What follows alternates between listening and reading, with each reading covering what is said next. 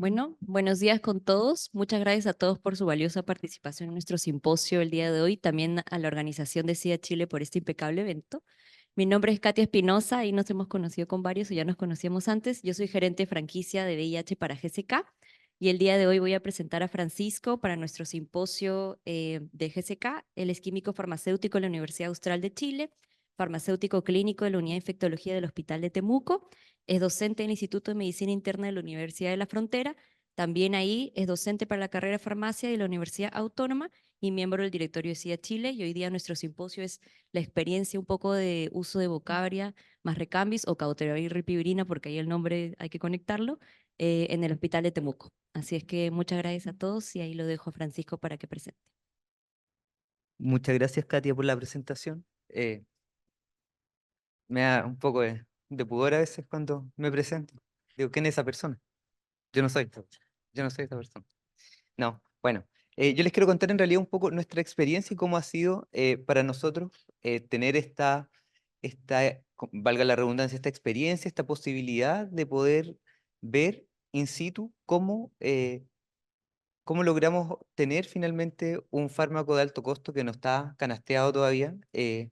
Cómo ha sido la implementación. Les quiero contar también cómo ha sido la experiencia de los funcionarios, del proceso en general y también finalmente que me parece muy importante la paciente, porque ustedes han visto durante todas las presentaciones el impacto que tiene el tomar fármacos a diario. Francisco nos comentó muy bien lo que le pasaba a este paciente que pensaba todo el día en la toma del medicamento, ¿verdad? Daisy nos comentó un poco los efectos adversos, así que es bien interesante para que todos conozcamos un poco de esta situación, ¿verdad? Entonces, yo les traigo mi experiencia, por eso se llama rol del químico farmacéutico, y es desde la adquisición del producto hasta el uso. Entonces, bueno, yo sí tengo conflictos de intereses con la industria por esto, por esta presentación, y la presentación además está hecha en base a información que está disponible en la web de FONASA, de MinSal, de la experiencia, también de información científica en la web y también de experiencia local. Y fíjense que para acceder a nuevas tecnologías farmacéuticas siempre va a implicar un reto, sobre todo con los avances de la medicina.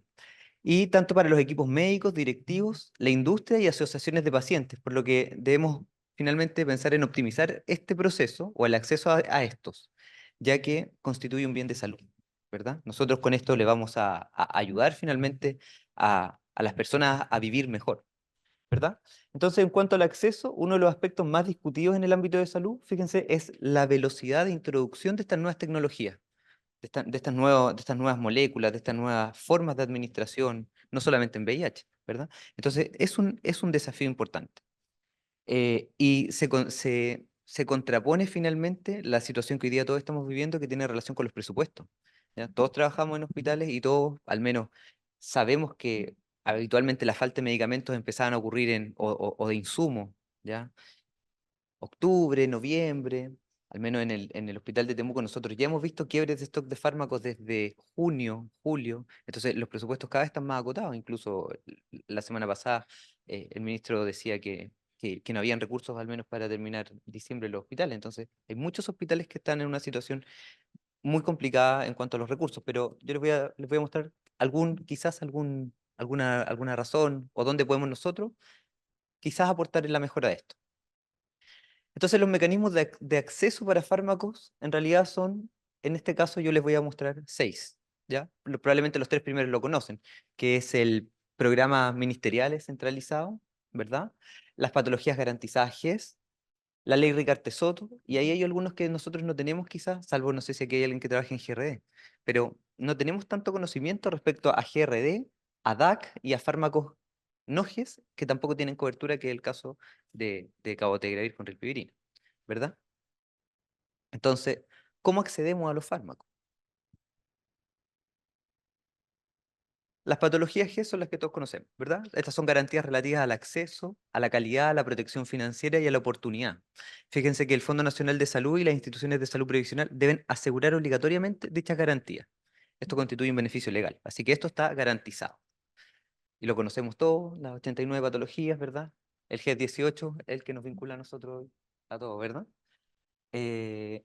También la ley 20.850, conocida por todos como la ley Ricarte-Soto, que incluye 17 patologías, ¿verdad? Que incluye un monto y es para estas patologías nada más, ¿verdad? En donde los pacientes se postulan, el médico prescriptor postula al paciente, el paciente va a una comisión de expertos, se acepta y el paciente ingresa y accede a estos medicamentos de alto costo, con un monto aproximadamente de por fármaco casi 3 millones de pesos. Hay pocos beneficiarios, pero existen hoy día. Y es un programa que funciona y que funciona bien, probablemente no pensado desde la implementación, porque al igual que todos los programas que hay, no se implementa con recursos humanos. Entonces, son también costos que ha asumido el mismo personal de sus servicios, de donde ustedes administran los fármacos, desde las farmacias, desde abastecimiento, para poder eh, sostener un programa tan beneficioso para la salud pública. Este es un concepto interesante. No sé si alguien trabaja o se vincula con fármacos oncológicos. El DAC. ¿Les suena a alguien? ¿Lo habían escuchado alguna vez? ¿No? Las drogas de alto costo. ¿Ya? Fíjense que estas son garantías de acceso, pero de un conjunto priorizado de fármacos con autorización ministerial. Es interesante lo que ocurre con el DAC, porque fíjense que el DAC, valga la redundancia, es un comité de drogas de alto costo. Es un comité que nace o que depende finalmente de la DIPLAS, que es la División de Planificación Sanitaria del Ministerio de Salud. Esto nace el 2019 y nace porque había tanta necesidad de incorporar fármacos oncológicos de alto costo que no estaban canasteados de ninguna manera, que finalmente se decidió crear un fondo aparte para poder adquirir estos fármacos nuevos, antes que se ingresaran a la canasta, porque salvaban vidas, ¿verdad? Entonces, a diferencia de la ley Ricarte-Soto y el GES, el Comité de Drogas de Alto Costo no es un sistema de protección financiera obligatorio, ni tampoco es una cobertura oficial de salud. Es solamente para este grupo terapéutico, ¿ya? Pero es importante que nosotros, como profesionales de la salud, lo conozcamos, ¿ya? ¿Y cómo se accede a eso? Primero hay que ser un paciente oncológico con indicación de un tratamiento de estas características, estar afiliado a FONASA, ser atendido en un hospital de la red y haber sido referido por el médico tratante, ¿ya? Esto se va a una comisión y si es que la comisión evalúa y acepta, el paciente recibe este fármaco. Ahora, es súper importante el registro, ¿ya? Y ahí es donde parece que fallamos y es donde están fallando un poco los hospitales. Y les voy a mostrar por qué. Fíjense que se establece que todo esto tiene que ir registrado en la plataforma del SIGES. ¿Hay alguien que trabaje con el Ricarte Soto acá? ¿Sí? ¿Ve la plataforma de SIGES? Se registra, ¿no? O se registra, por ejemplo, el fármaco que utiliza el paciente, quién lo administra, el lote, bueno, ¿cierto? Y también es una información cruzada porque tienen que dar el visto bueno de abastecimiento dan el visto bueno y luego la farmacia dispensa el medicamento y luego la persona que administra el medicamento también le da el visto bueno. Entonces la trazabilidad del proceso es súper buena, pero tiene que ser muy coordinada porque si no está coordinada se va entrampando el proceso y finalmente no hay registro, ¿ya? Entonces el registro debe siempre estar. Luego se efectúa la evaluación trimestral por FONASA, se cruza la información de la autorización de alto costo, estos presupuestos vienen del año anterior, y finalmente cualquier incremento o disminución del gasto conlleva a un ajuste de presupuesto y por lo tanto el paciente que hoy puede recibir una droga de alto costo, quizás la siguiente dosis no la va a poder recibir, por la condición que sea, porque esto está sujeto a evaluación constante. La otra manera, que es bien interesante, que yo no la conozco tan bien, así que aquí ustedes me ayudan, es el GRD, el grupo relacionado al diagnóstico. Esto sí lo hemos escuchado todo en el hospital, ¿verdad? En cada hospital hay un grupo GRD. Probablemente cuando nosotros ingresan pacientes, ¿verdad? Y se anota este inicio de terapia antirretroviral, va alguien de GRD, de costo, a ver con qué terapia inicia, ¿verdad? Porque eso se canastea, se informa, ¿verdad? Ahí nosotros quizás podemos tener un vínculo con GRD. Pero fíjense que GRD evalúa el financiamiento hospitalario, ¿ya? Y fíjense que es bien interesante lo que hace GRD porque evalúa costos de la atención de salud, ¿ya? Y están basados en el consumo de recursos dentro del hospital y no sobre ni diagnósticos ni procedimientos, aunque se utilicen. El GRD evalúa costos de atención de salud y además los consumos de recursos dentro del hospital. Finalmente es quien define cuánto se gasta y cuáles son los costos que se necesitan cubrir para, por ejemplo, una coleocolitiasis, ¿ya? Que incluye pabellones, fármacos, que incluye recursos humanos, ¿verdad? Limpieza, equipos. desgaste de los equipos, etcétera. Los estudios económicos que tienen GRD de impacto de fondo son muy completos, incluso incluyen hasta el gasto de la luz, el desgaste de los equipos, la mantención, ¿verdad? Es por eso que está bien definido. Y fíjense que el 62% aproximadamente del aporte económico para los servicios de salud debería venir de GRD. Pero ¿dónde está el problema? Al parecer en los registros, fíjense. Eh, Fíjense que al parecer está en los registros. ¿Por qué? Porque miren, esto es de 2023, ¿ah? Y hay 8 establecimientos del país que tienen un registro entre el 40 y el 59% de lo informado. Por ejemplo, yo, Hospital Temuco, digo, voy a hacer 100 coleocolitiasis el año 2025. Y probablemente las hago las 100, o a lo mejor hago 110, hago más. El problema es que no se está registrando esos 110, sino que registré en vez de 100, 40. O registré cero. Fíjense, hay hospitales, hay 14 establecimientos en el país que registraron entre un 0 y un 19% de sus prestaciones. Y por eso es que los montos no llegan a los hospitales. Podría ser una posibilidad. En la región de la Araucanía esto le pasó a 2 hospitales que no acreditaron y además se le cortaron los recursos. ¿Cierto, señorita Panamá? ¿Ve? Que ella es de Temuco, así que, de la región, así que me voy a apoyar en eso. Pero es verdad. Entonces, el registro es importante. ¿Y por qué es importante? Porque fíjense que los hospitales es que es importante que estos hospitales implementen protocolos de eficiencia de cuidados en distintas patologías. Ser eficiente en la atención de pacientes hospitalizados requiere seguir protocolos definidos y eso lo sabemos todos, ¿verdad? ¿Por qué? Porque lo que necesitamos o lo que necesita el hospital también es lograr dar de alta a los pacientes lo antes posible. ¿Por qué? Porque de esa manera voy a poder recibir a otro paciente y eso me va a generar recursos, ¿verdad? Eso es, pero tenemos que tener este concepto claro porque al final todos aquí trabajamos para lo mismo, para los pacientes, ¿verdad? Esa es nuestra labor. Ahora, después del GRD están los medicamentos no GES, los que no están cubiertos. Y de estos tenemos los programas oncológicos y lo traigo como ejemplo porque ellos lo tienen súper bien definido. Miren, por ejemplo, los oncólogos dicen, ¿cómo accedemos a nuevas drogas o a nuevas moléculas? Y primero tienen definido el nudo crítico, ¿ya? Y el nudo crítico se entiende como un problema o deficiencia que existe en la red que impida finalmente la articulación que nos permita obtener lo que nosotros necesitamos. Y debe ser una gestión óptima entre los servicios de salud, ¿ya? Aquí todos los actores son súper relevantes.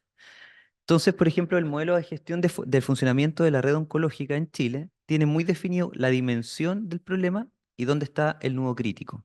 Y esto a nosotros nos muestra o nos demuestra la posibilidad o nos da como luces, ¿verdad? De cuáles pueden ser nuestros propios nudos críticos y cómo nosotros podemos aportar en quizás eh, desenredar estos nudos, ¿verdad? Por ejemplo, en cuanto a la equidad, eh, las vacunas, por ejemplo. ¿Qué, ¿Qué no más equitativo en Chile que las vacunas? Todos nos vacunamos, po. Todos tenemos la posibilidad de vacunarnos, independiente de nuestra condición social, ¿verdad? Se vacuna alguien que gane mucho y alguien que gane poco. Están abiertas a todo el mundo. Así lo dice al menos el programa de inmunización del 2024. Y digo inmunización y no vacunas porque hoy día el fármaco para los niños es oral, ¿verdad? Entonces cambió ese concepto de vacunación e inmunización. Otra cosa que es importante es que también hay que conocer la oportunidad de la atención y finalmente también la efectividad. Y en cuanto a la efectividad, fíjense que es súper importante para ellos, ellos tienen definido, perdón, la insuficiente medicación o medición de resultados terapéuticos. Eh, en oncología así funcionan, ven niveles, ven eficacia, y si no hay respuesta, bueno, quizá hay que buscar una alternativa. ¿Verdad? A nosotros nos pasa, pacientes que no son adherentes al tratamiento farmacológico por diversas razones, por tolerancia, porque es un problema, porque hay un desgaste del propio paciente de tomar medicación a diario, llevan 20 años tomando fármaco, empezaron tomando 15, no sé, han tenido múltiples mutaciones de resistencia, son mujeres embarazadas. Hay un sinfín de posibilidades, pero lo importante es que tenemos que definir nosotros. ¿Y qué necesitamos? Necesitamos implementar programas robustos, sólidos, entendiendo las brechas de atención. ¿Para qué? Para tener finalmente estándares de calidad que nos permitan brindar una buena atención y ojalá lo mejor disponible para nuestros pacientes. ¿Y cuáles deben ser nuestras líneas de trabajo? Entonces, la coordinación con la red, la gestión del hospital y la gestión local. Y eso sí a nosotros nos incluye. Entonces, como cuando nosotros vamos y con lo que nos pasó a nosotros para presentar esta solicitud, de uso de este fármaco fue primero es que necesitábamos conocer el medicamento. Sabíamos que estaba en Chile, pero necesitábamos conocer cuáles eran las ventajas reales del fármaco. Y eso lo podemos hacer todos. Esto no es patrimonio de ninguna profesión y de ningún estamento, ¿verdad? ¿Cuáles eran las ventajas del uso que tenía este fármaco? Y finalmente conocer la evidencia de uso clínico en guías nacionales e internacionales. A nosotros hoy día nos sirven más las internacionales porque las nacionales están un poco atrasadas. ¿Vale? A veces la señora Norma se queda un poco más atrás, dicen por ahí, pero bueno, es importante que lo conozcamos. Y también es importante conocer los acuerdos de gestión de cada hospital, los presupuestos GRD, y hay un tips más. Entonces, la evaluación del medicamento es una necesidad constante, ¿verdad? Cuando incluso se hacen cambios de tratamiento, los médicos los discuten, ¿verdad? Le piden apoyo en cuanto a las características del paciente a sus equipos, ¿verdad? Pero es una constante.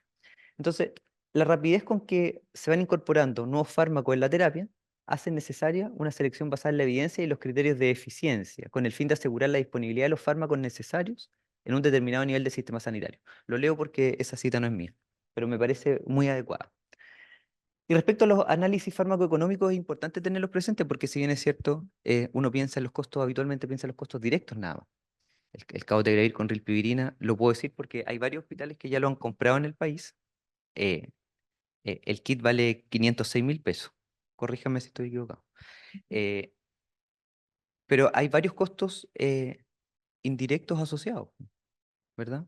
La administración, el desplazamiento de los pacientes, em, y quizás, y es bimensual, pues. Entonces las terapias también para el MinSal tienen un costo, no sé, de 180.000 algunas cerca de 110.000. Quizás no es un valor tan elevado para el beneficio que yo le puedo dar al paciente. Eh, entonces hay que buscar aspectos económicos, evaluativos. Y habitualmente en los hospitales no existen expertos en estos tipos de análisis, pero la industria los tiene. Existen estos estudios, entonces por ahí uno se puede respaldar. Entonces, los criterios de costo-efectividad, el impacto presupuestario en la selección del medicamento siempre tiene que tener, al menos a mi parecer, 5 pilares: el rigor científico de la evaluación del aspecto técnico, la eficacia, la seguridad, lo económico, que hoy día, como yo les digo, es fundamental. El mismo peso yo no lo puedo gastar en un agua y en un mantel, ¿verdad? Tengo que definir a qué lo voy a gastar. Y la transparencia del procedimiento. Y aquí hay distintos tipos de estudios farmacoeconómicos y cuál es el impacto de ellos. Y ahí uno tiene que elegir finalmente cuál les puede servir para mostrar datos finalmente. Respecto a los compromisos de gestión del 2024, fíjense que del modelo de atención, VIH quedó en el número 12, prevención y control del VIH. Y sabemos, probablemente ayer en la presentación del doctor Beltrán, él seguramente indicó lo mal que está el diagnóstico, ¿verdad? Y es una estrategia, es un compromiso de gestión, diagnosticar. Y no hay test, po.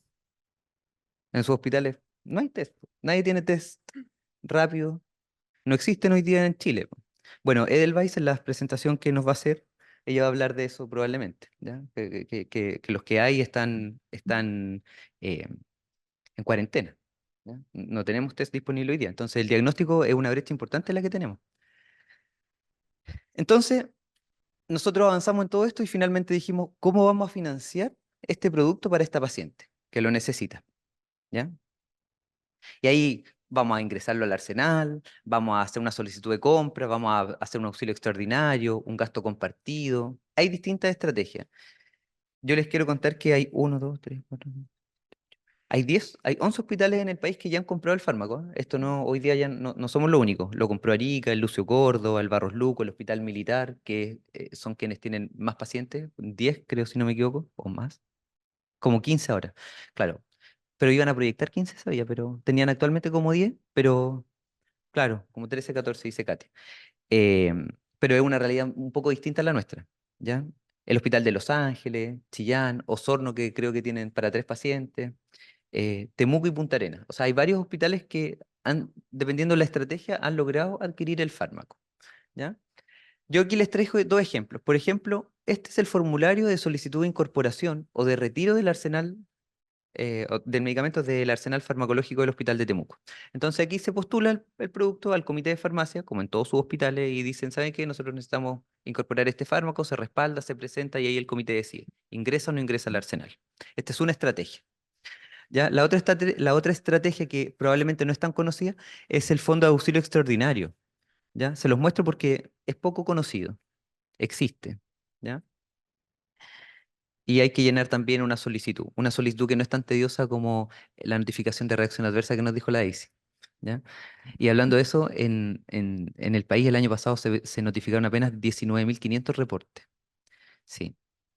Y hay provincias que no sé si están de acá, pero son muy malos para reportar. Ñuble, por ejemplo, es muy malo para reportar. El Biobío es muy malo para reportar. Los ríos y los lagos anda bien, sí. Pero hay localidades todavía que son muy malos reportadores. Y recordarle ahí que no solo los farmacéuticos pueden reportar notificaciones de reacción adversa. Me voy a colgar de eso porque me parece importante. Todos los profesionales de la salud lo podemos hacer, por si acaso. Bueno, entonces, ¿cómo llegamos al acceso de cabotegravir? Vamos a lo simpático de la presentación, pues esto era muy fome. Pero el cabotegravir, ya todos lo conocemos, ¿verdad? Sabemos que es un muy buen fármaco, que es un inhibidor de integrasa de segunda generación, que la gran ventaja que tiene es que su administración es intramuscular. Es el primer fármaco que nace para administrarlo por esta vía. ¿Y por qué avanzar hacia estas terapias de acción prolongada? Asumo que ayer José Carlos también les habló de lenacapavir, ¿verdad? Este fármaco que se puede administrar cada 6 meses. Pero por qué avanzar finalmente en estas terapias de acción prolongada? Y a mí me parece que tres pilares son fundamentales, porque existen todavía necesidades de los pacientes VIH por cubrir, que no lo hemos hecho pese a todos los avances que hay. El primero, Francisco nos comentó mucho de las dificultades emocionales que tienen los pacientes para mantener la toma diaria del fármaco. Sabemos también que la adherencia es muy difícil de llevar. Nosotros mismos probablemente, que somos todos profesionales de la salud, fallamos en nuestra adherencia de nuestras vitaminas, nuestros suplementos. Es difícil, ¿ya? Por distintas maneras, por distintas razones. Y hay condiciones médicas que dificultan la toma oral o la toma diaria de fármacos. Las patologías de salud mental, por ejemplo. ¿Bien? Fíjense que en el estudio de perspectivas del 2019, que está publicado en PubMed del 2020, lo segundo más importante para los pacientes, con un 43% de la respuesta, era que los medicamentos fueran de mayor duración para tener que tomar menos medicamentos a diario. O sea, es algo súper importante y que los pacientes reconocen que sería fantástico tomar menos medicamentos al día, ¿ya? Todos los días de su vida. Respecto a la adherencia, está determinado que los pacientes, el primer año de tratamiento antirretroviral, la adherencia cae a un 67% y a 4 años el 53%. Y este riesgo de adherencia subóptima finalmente lo que hace es aumentar la posibilidad de muerte de los pacientes. Y este hazard ratio está medido con saltarse 3 dosis a la semana. ¿Ya? Por ejemplo, ahora que viene el fin de semana largo, jueves, viernes, sábado, domingo, probablemente hay pacientes que no se van a tomar la terapia todos esos días. ¿Ya?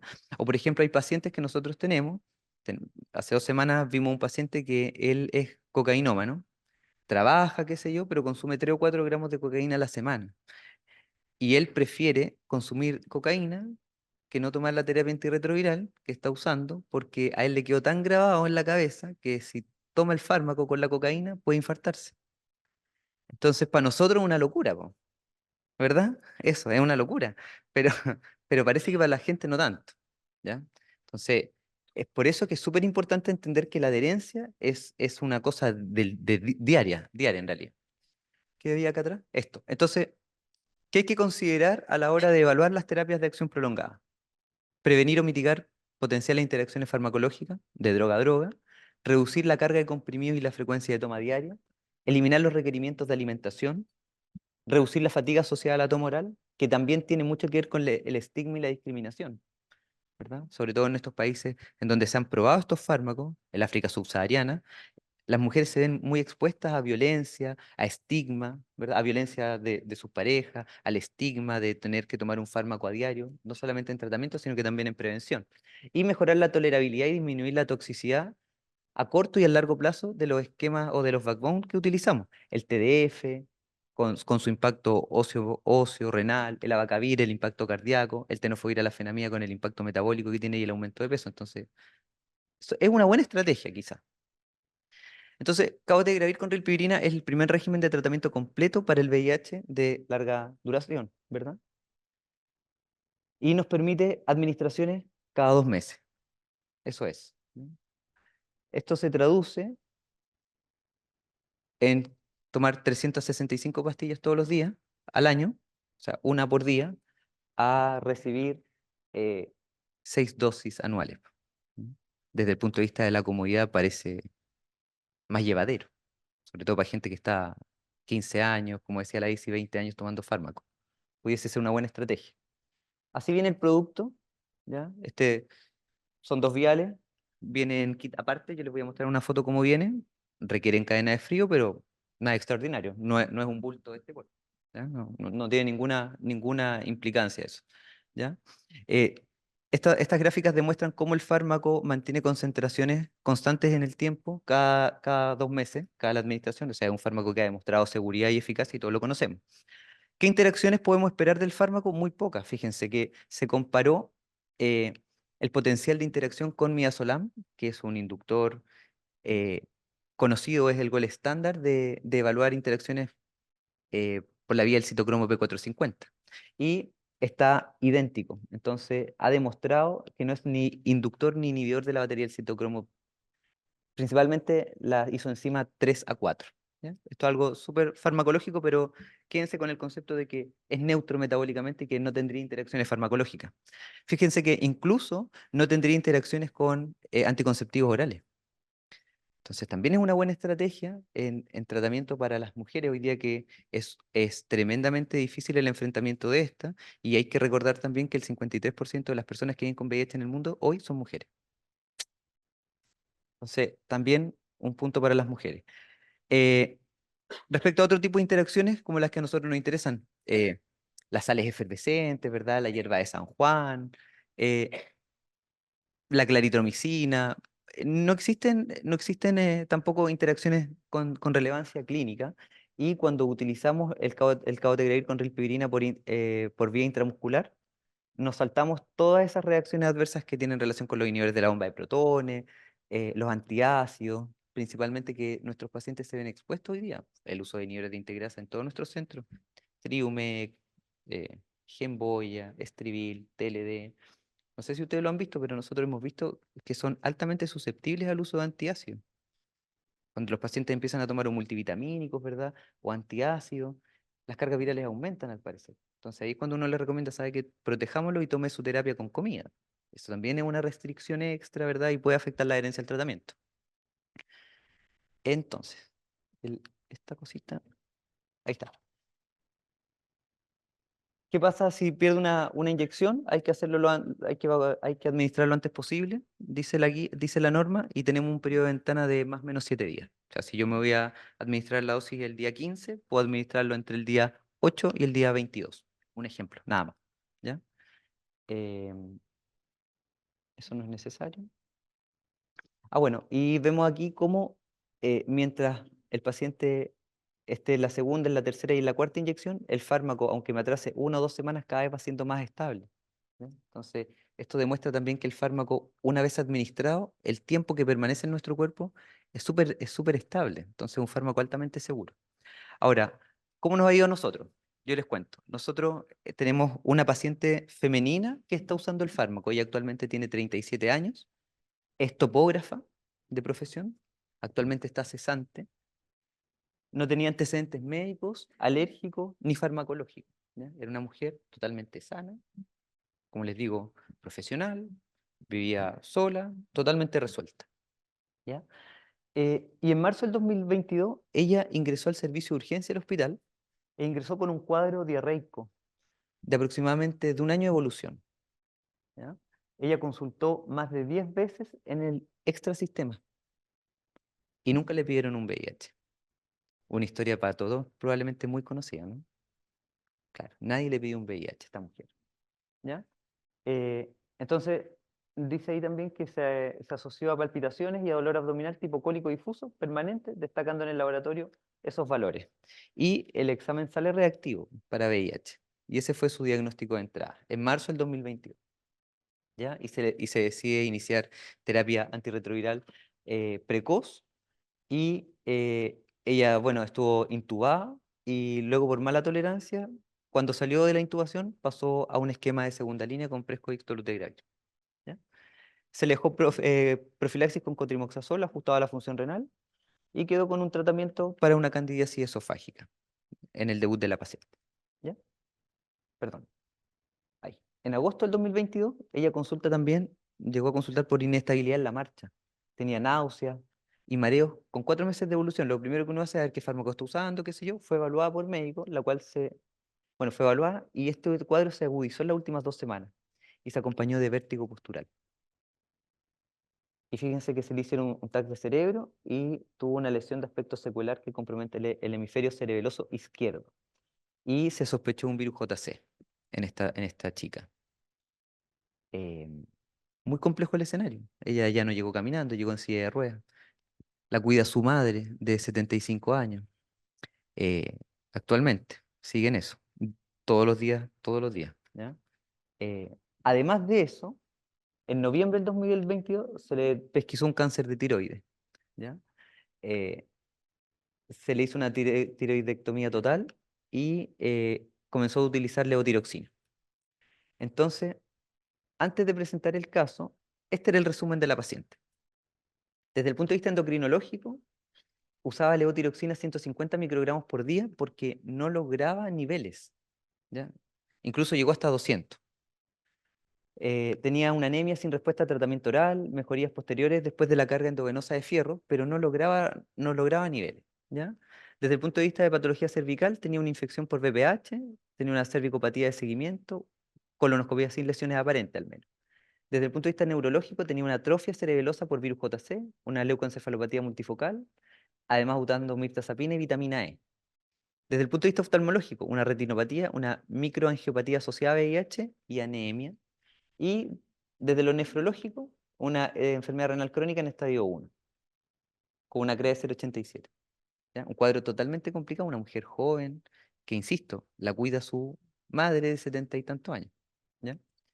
Entonces, los fármacos, lo otro que también lo quiero comentar, que ella no lograba la indetectabilidad. Muy adherente al tratamiento, sabía perfecto lo que tenía que tomar, siempre andaba en viremias de bajo nivel, 50, 80, no lograba, ¿ya? Y aquí hubo una asociación entre lo endocrinológico y lo infectológico y pensamos en la opción inyectable. Se hicieron los resúmenes y nosotros decidimos optar por la vía del gasto extraordinario. Entonces, ese documento fue respaldado por informe médico, infectológico y endocrinológico. Un informe de FONASA, que nosotros contamos con asistentes sociales en la unidad, entonces se emite un informe de FONASA, se hace un informe médico, una receta, esta documentación completa y una cotización del producto y lo enviamos nomás a ver con toda la fe del mundo para incorporar el fármaco para esta paciente, ¿ya? Porque nosotros creíamos que este fármaco sí le iba a ayudar. Ahí está el documento original. Y las cargas virales de la paciente, bueno, este fue el primer esquema que usó, Prescovic dolutegravir, después por tolerancia pasó a Triumec, y finalmente en febrero del 2024 nosotros pudimos acceder a cabotegravir con rilpivirina y lo comenzó a usar en ese momento. Ahí sí. Entonces, compramos el producto, ese fue el primer paso. Y una vez fue autorizada la compra a través de farmacia y el abastecimiento del hospital, nosotros inmediatamente le avisamos a los proveedores del producto, a GSK. Yo me comuniqué, algunos de ustedes conocen a Patricio. Patricio le dije, compramos el fármaco, por favor, hagamos las gestiones.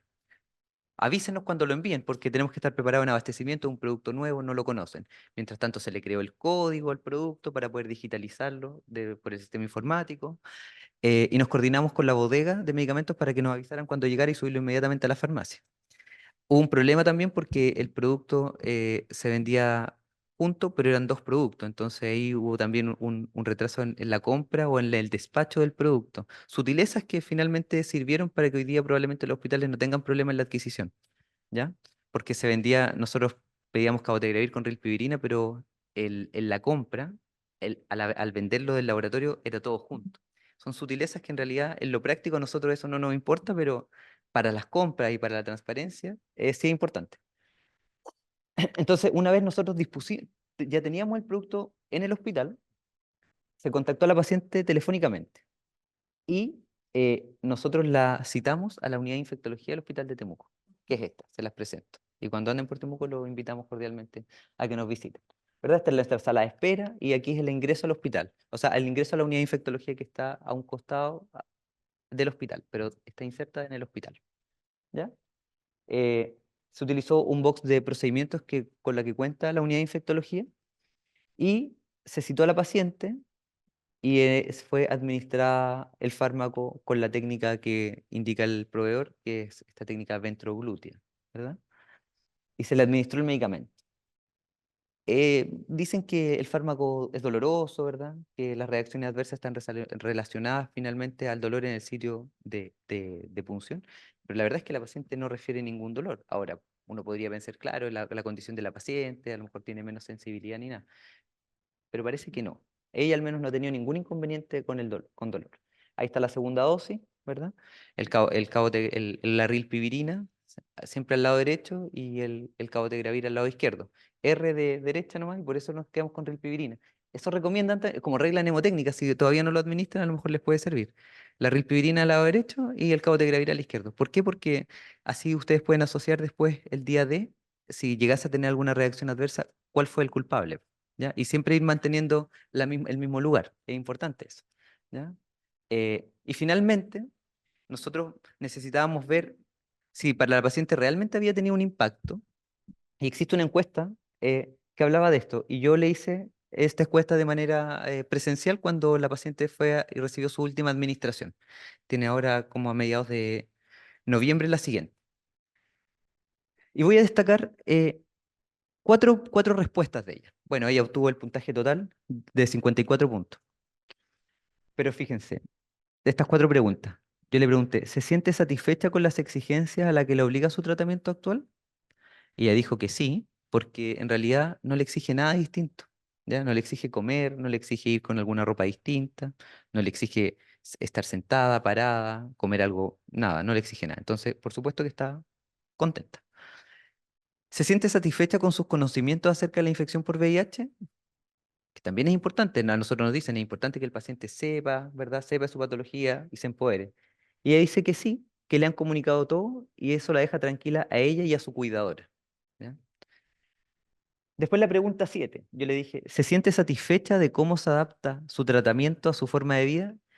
Y ella me dijo, 6 más 6 más 6 más 6 más 6. Por supuesto que sí, porque se siente mucho más relajada. Ella lo menciona y lo dejó entrever que para ella eso de tomar la pastilla todos los días ya no es tema, porque sabe que está cubierto su tratamiento. ¿Y cómo se siente satisfecho con continuar con su tratamiento actual? Le preguntamos. Y ella responde que por ella, ojalá toda la vida. Y para nosotros creo que esto es muy importante porque sabemos que la individualización de la terapia en el VIH es fundamental. Probablemente estos fármacos no van a ser para todos, pero para quienes sí, parece que tiene un impacto real en su calidad de vida. Y yo creo que a eso es lo que nosotros tenemos que apuntar. Nuestros desafíos actuales finalmente es que siempre nos mantengamos de esta manera, un trabajo coordinado entre nosotros, en la unidad donde trabajamos, que conozcamos los procesos y la entrega tiene que ver con querer lo que estamos haciendo y pensar siempre en el beneficio de nuestros pacientes. Así que muchas gracias.